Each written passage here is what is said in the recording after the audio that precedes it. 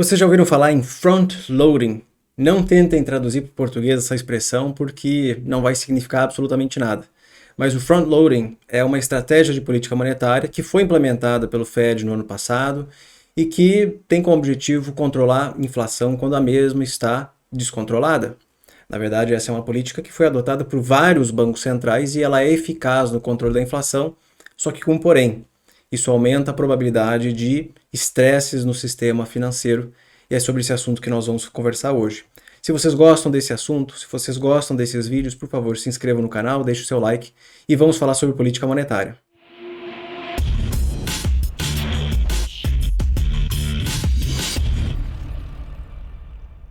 Bom, primeira coisa, vamos entender o ambiente macroeconômico que nós estamos inseridos nesse momento, porque muita coisa aconteceu nos últimos 12 meses.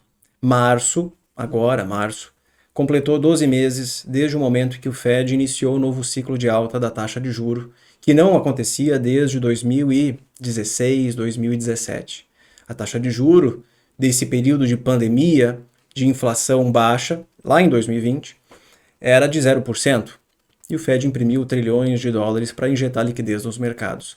O Fed saiu de uma política extremamente acomodatícia, juro zerado, impressão de moeda, entre março de 2020 até março de 2022, para uma política restritiva, a mais restritiva desde 2006.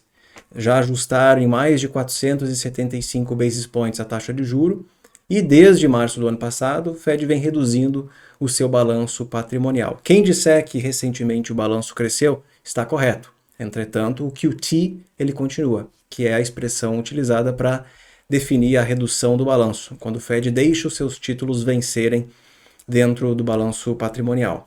A política do Fed foi responsável pela maior prejuízo financeiro, maior perda financeira dos investimentos das famílias americanas da história, em ações e em fundos mútuos. Um prejuízo que totalizou agora, no fim de 2022, em 8,7 trilhões de dólares. Em termos percentuais, o prejuízo só não foi maior do que 2008, quando as bolsas literalmente caíram muito.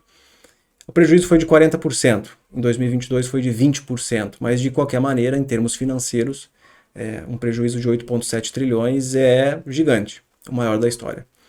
Só que as famílias, elas não sofreram sozinhas, como vocês podem ver nesse gráfico na direita, que expressa exatamente isso que eu comentei, a perda financeira das famílias. Nós vimos recentemente que os bancos também estão sofrendo. A política monetária do Fed está batendo na economia real. Um assunto que nós já comentamos no passado, que chama-se os efeitos cumulativos da política monetária. Pretendo fazer um outro vídeo falando sobre esse assunto em breve. O estresse no sistema bancário é a primeira sinalização de que isso está acontecendo. E nesse vídeo nós vamos falar sobre o front-loading, porque essa é uma estratégia que foi utilizada por grandes bancos centrais no ano passado, inclusive o brasileiro, só que ela tem um grande problema, um grave problema, que é o aumento da probabilidade, da chance de uma desordem no mercado financeiro. O front-loading nada mais é do que uma estratégia que consiste em realizar grandes aumentos na taxa de juros no início do ciclo de alta da política monetária. Então o Banco Central define que vai começar a subir o juro. Ele vai subir lentamente, vai subir rapidamente. Se ele sobe rapidamente, isso se chama front-loading. Então, quando a inflação ela mostra sinais de descontrole, expectativas de inflação subindo, desancoragem das expectativas, e o BC percebe que ele precisa atuar, ele se encontra num dilema, num trade-off.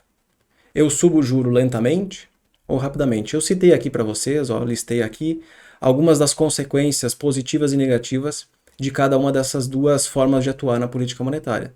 Ao subir o juro lentamente, isso não gera grandes danos econômicos. Isso não gera grandes danos no sistema financeiro. O juro sobe ali 25 basis points, 50 basis points, tudo bem. Mas isso dificulta o controle da inflação. Porque se a inflação é preocupante, ela está acelerando, uma alta de 25 bases não vai fazer muita diferença. Vocês lembram que há um ano atrás, numa reunião do Fed ali em junho ou julho, eles disseram que uma taxa de 2,5% já era restritiva e o mercado festejava na época. Hoje nós estamos em 5%. Achavam que naquela época 2,5% já era o suficiente. E percebam como o Fed errou na interpretação do que acontecia naquele momento. Então, isso mostra exatamente o que eu estou dizendo aqui, a dificuldade do controle da inflação. Subiu um pouquinho, putz, mas a inflação não para de subir. As altas de preços, elas podem se enraizar na economia. A inflação ela pode se enraizar na economia. A inflação sobe, daqui a pouco, mesmo com uma taxa elevada, a inflação ela continua presente. E pode destruir, literalmente destruir, com a credibilidade do Banco Central. Os agentes de mercado vão olhar para o Banco Central e dizer, olha, os caras que estão ali sentados na cadeira do BC não sabem o que estão fazendo. Então, mesmo que eles subam mais o juro, isso provavelmente não vai nos ajudar. Essa é uma perda de credibilidade que, inclusive, vem sendo mencionada nos Estados Unidos desde o ano passado. Se não houve uma perda de respeito do mercado perante o Banco Central. Mas ele também pode decidir fazer o contrário, subir rapidamente a taxa, que foi o que o Fed realizou no ano passado. Só que isso pode causar um grande dano na economia real, aumenta a probabilidade de uma desordem no sistema financeiro, só que gera uma probabilidade maior de controle da inflação, que é o grande objetivo do BC. Então, o custo para controlar a inflação subindo o juro mais rapidamente é uma economia mais fraca, mais instável e um sistema financeiro talvez em desordem. Aqui na direita nós temos um gráfico mostrando exatamente a inflação americana mensal, tá, em barras, e a taxa de juros. A inflação já vinha forte em 2021. Olha a aceleração da inflação ali por março, abril de 21. Então nós não podemos dizer que a inflação só veio em 22 e foi causada apenas pelo Putin e a guerra na Ucrânia. A inflação já vinha mostrando sinais de aceleração antes mesmo disso. Tudo bem. Aí eu quero entender uma coisa. Vamos usar termos mais técnicos e estudos para entender como esse front-loading pode aumentar a probabilidade de riscos financeiros. Porque o que nós temos visto recentemente é uma instabilidade maior no sistema bancário. Tudo bem. Nesse gráfico aqui nós temos, no caso são 3 gráficos, 2 cores distintas, ou melhor, 3 cores. Tem o rosinha, tem o azul mais forte e o azul mais fraco. Em rosa, esses são países considerados AE, Advanced Economies, são economias avançadas. E o EME, Emerging Market Economies, são economias de países emergentes. O Brasil estaria nesse grupo dos EME, que é dividido em azul forte e azul mais clarinho. O azul forte seriam países emergentes asiáticos e o clarinho outros países emergentes. No caso aí está o Brasil. No primeiro gráfico nós temos a quantidade em número de bancos centrais subindo juro desde 2021. O Brasil foi um dos primeiros a subir juro lá em março de 2021. E aí outros bancos começaram a acompanhar esse movimento, obviamente porque a inflação estava mostrando sinais de descontrole. No fim de 2022, foram mais de 18 bancos centrais que subiram a taxa de juro no último trimestre. 18 bancos centrais. Isso mostra que o ajuste da política monetária, de expansionista para contracionista, é generalizado e sincronizado. Isso eventualmente gerará um impacto negativo na atividade econômica global. Tanto é que se espera um crescimento econômico para o mundo menor em 2023 e 2024. É uma batalha contra a inflação. O segundo gráfico é o mais importante desses 3. Ele está nos mostrando o seguinte: a mediana histórica dos ajustes da taxa de juros para países emergentes e para países avançados. Aquela linha pontilhada no meio do gráfico, ela mostra que os bancos centrais dos países desenvolvidos, os bancos centrais dos países desenvolvidos normalmente sobem o juro ali em 30 basis points, 30 e poucos basis points. Isso é na média. Países emergentes, bancos centrais de países emergentes, normalmente ajustam em 50 basis. Então a média histórica é mais ou menos essa. Países emergentes que têm dados de inflação mais instáveis, são economias mais instáveis e inflacionárias, sobem mais o juro quando necessário do que países desenvolvidos. Só que é perceptível que com o passar do tempo, especialmente em 2022, o ajuste dos bancos centrais, tanto desenvolvidos quanto emergentes, foi maior do que as medianas. No fim, dá para ver que é uma aceleração contínua, né?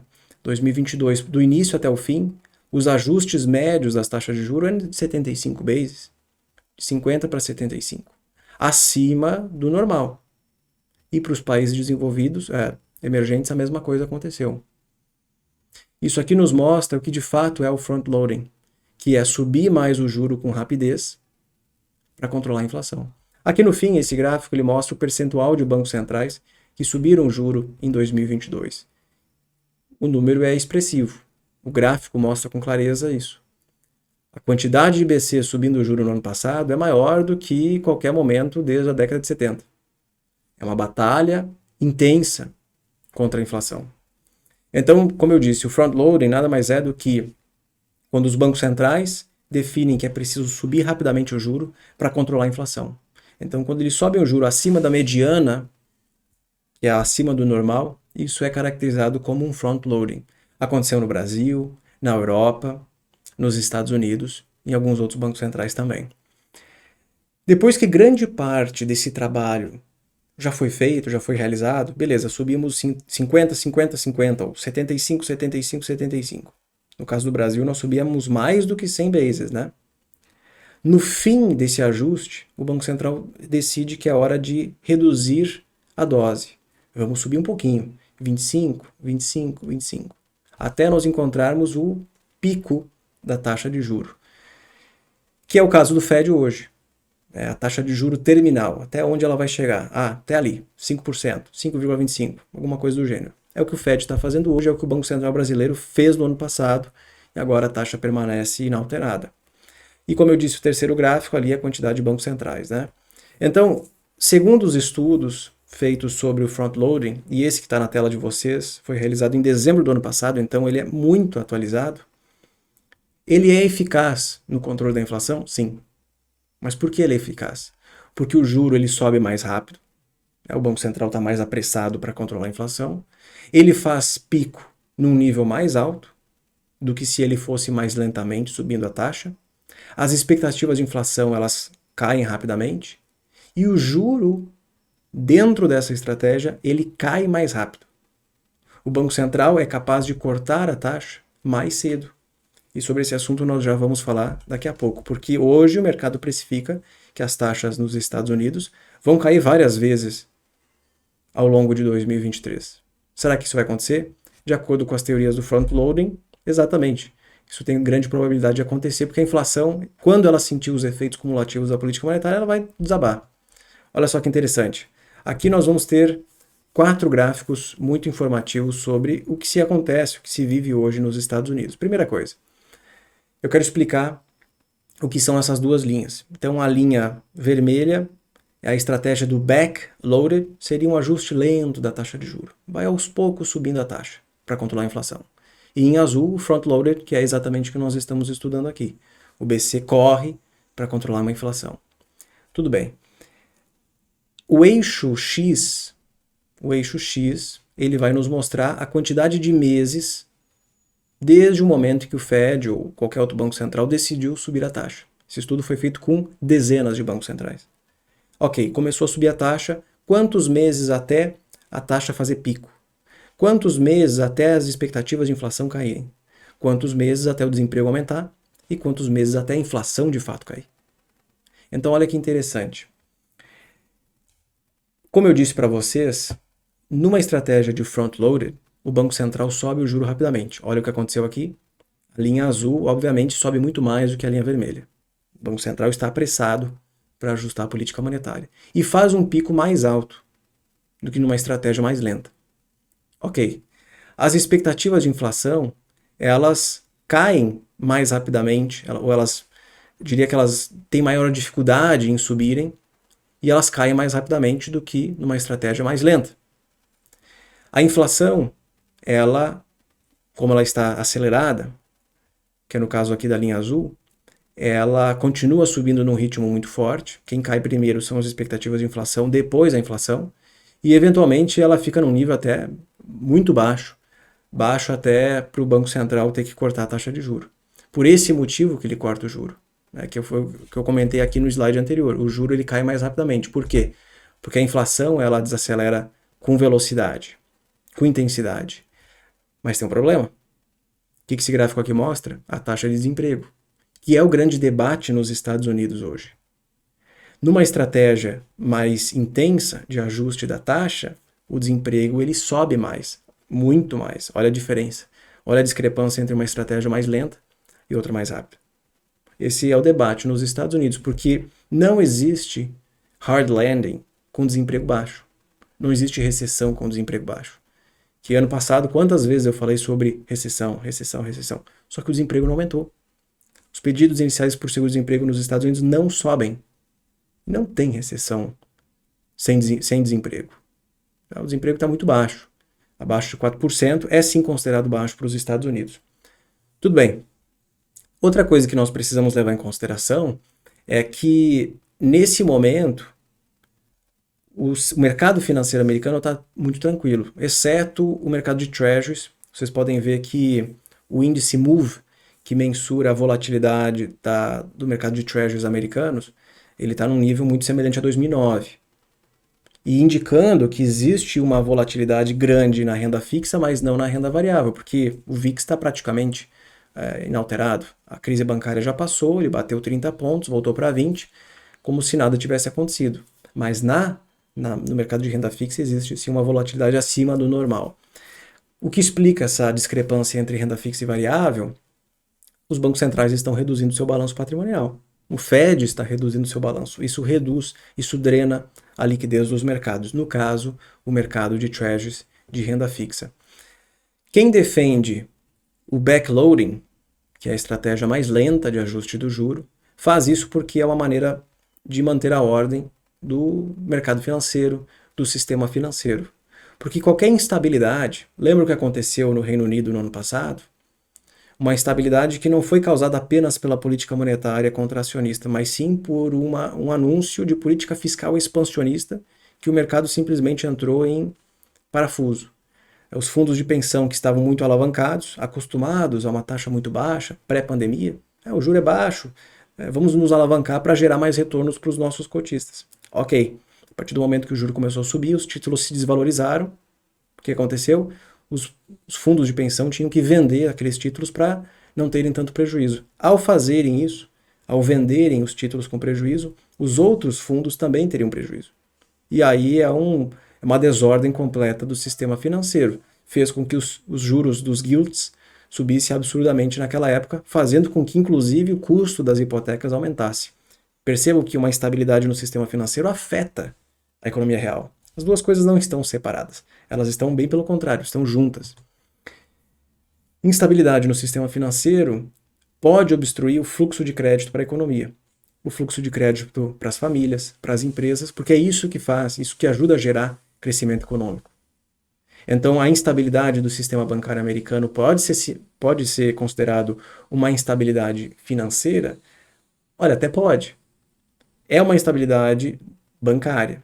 Mas se isso afetar o fluxo de crédito para a economia, e de fato isso pode acontecer, aí temos um problema econômico dada uma instabilidade no sistema financeiro.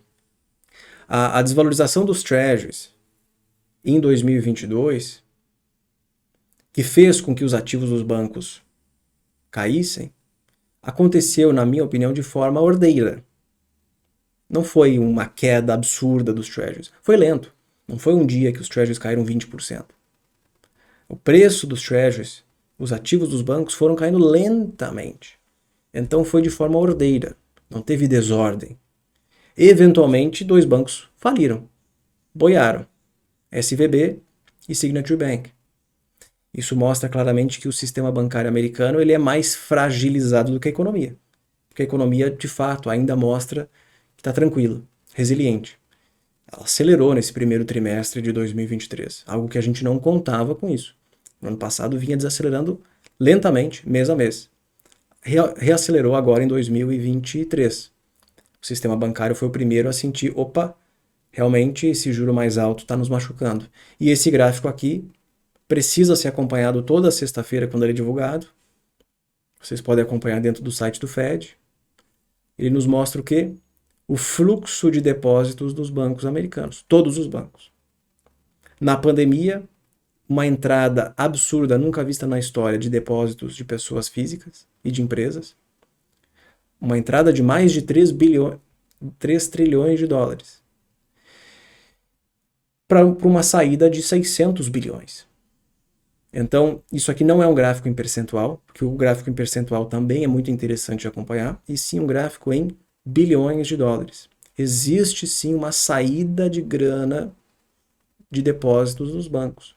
Se esse movimento ele continuar e os bancos precisarem vender os seus títulos no mercado que hoje estão com um prejuízo não realizado, estão negativos, podemos ver outras instituições tendo problemas semelhantes. Por isso que é muito importante o Fed e o governo americano como um todo conter os danos que foram causados recentemente, conter os riscos de contágio, porque se isso se espalhar para outras instituições, o problema pode ficar muito maior. Agora, eles contiveram com esses problemas rapidamente? Sim. Eu diria que foram muito eficientes. Agora, vamos esperar porque a taxa de juros aparentemente não vai cair tão cedo. Precisamos continuar olhando para os dados de inflação. O mercado precifica cortes. Olha esse gráfico aqui. O mercado precifica cortes. Antes da SVB quebrar, o mercado achava que o juro ia chegar em 5,5%, que é aquela linha aqui em cima. Ó. Aqui, 5,5%. Após a quebra do SVB, o mercado entrou em parafuso, precificando até taxas mais baixas do que 4%. Só que como o Fed, a FDIC e o Tesouro Americano conseguiram conter o problema a tempo, sem se espalhar para outras instituições, o mercado vem voltando a precificar um juro um pouquinho mais alto. Talvez não precisem cortar tanto. Isso ainda nós descobriremos ao longo das próximas semanas. No momento que eu faço esse vídeo, está todo mundo esperando a divulgação do PCE, o dado oficial de inflação do Fed nos Estados Unidos. Então, o que acontece é o seguinte, nós precisamos entender que essa política de front-loading ela funciona para controlar a inflação. Eventualmente a inflação americana vai cair. Eu acredito que o segundo semestre desse ano seja de desinflação no mundo, no Brasil, nos Estados Unidos, na Europa. O que nós precisamos ver é uma desinflação no core inflation, e não a inflação cheia. A inflação cheia ela é muito dependente de combustíveis, de energia e de alimentos. Eu não sei se vocês viram, mas a inflação na Espanha ela caiu quase pela metade agora em 2023, de 6 e pouco por cento para 13 e pouco. Só que o core CPI continua muito alto. E atacar esse core inflation é muito difícil. O núcleo da inflação tem mostrado resiliência no Brasil, nos Estados Unidos, na Europa. E por que essa inflação mais elevada no core, ela está mais elevada? Porque o setor de serviços continua resiliente por todos os lugares. A trajetória da inflação ainda é incerta, isso serve para todos os países. E dessa maneira nós precisamos acompanhar esses indicadores. A inflação imobiliária, que vem causando uma alta da inflação nos Estados Unidos. Em breve vai ter um efeito negativo lá dentro, porque a inflação imobiliária demora uns 12 meses para bater no CPI. Existe um desequilíbrio no mercado de trabalho. Existe sim uma redução na taxa de participação da força de trabalho nos Estados Unidos e uma inflação salarial mais elevada. Então, essa teoria aqui que eu li e que eu resumi para vocês mostra que o front-loading ele aumenta os riscos de instabilidade do sistema financeiro. Por enquanto, eu diria que está tudo muito tranquilo. Só que como essa inflação é mais resiliente, a taxa precisa ser mantida alta por mais tempo, não achem que os riscos eles desapareceram. Porque o que nós estamos vivendo hoje é um grande fenômeno no mundo inteiro. Inflação muito alta, muito persistente e juros cada vez mais restritivos. Eventualmente, essa política monetária contracionista vai impactar as economias. Se vocês gostaram desse vídeo, por favor, deixe o seu like, inscreva-se no canal e vejo vocês em breve. Até mais.